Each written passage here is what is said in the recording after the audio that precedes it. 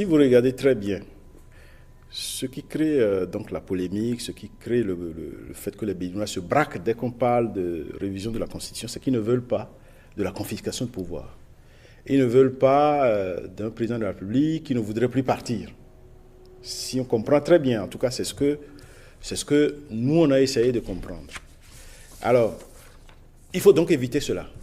C'est pour ça que si vous avez bien regardé, nous avons fait une recommandation spéciale pour dire que il y a plusieurs articles de la Constitution qui devraient être retouchés si on veut vraiment mettre en œuvre toutes les propositions que nous avons faites.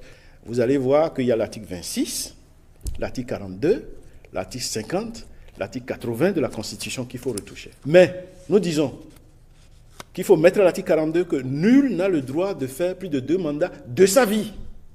De sa vie. Aucun Béninois ne peut faire 2 mandats de président de la République de sa vie.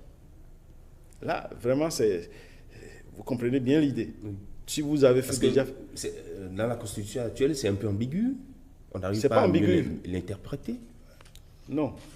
Ça dit que ce que nous disons, c'est que si jamais quelqu'un dit qu'il y a une nouvelle Constitution, je peux recommencer, alors que vous avez déjà fait 2 mandats et tout ça, ça ne passe pas. Mais nous sommes allés beaucoup plus loin. Nous avons proposé qu'il soit mis dans les dispositions transitoires et finales, qu'il soit bien inscrit que cette révision n'implique pas une nouvelle constitution ou une nouvelle république. On ne crée pas une nouvelle république, on ne met pas en place une nouvelle constitution, on n'a fait que modifier la constitution qui est de 1990 en vigueur. Vous voyez, c'est une double précaution, un double verrou que nous avons proposé. Donc, réviser la constitution, oui, mais trouver par là une porte pour dire, bon, les mandats présidentiels passés ou le mandat en cours, ben, tout cela est remis à zéro et qu'il faut recommencer parce que c'est une nouvelle constitution.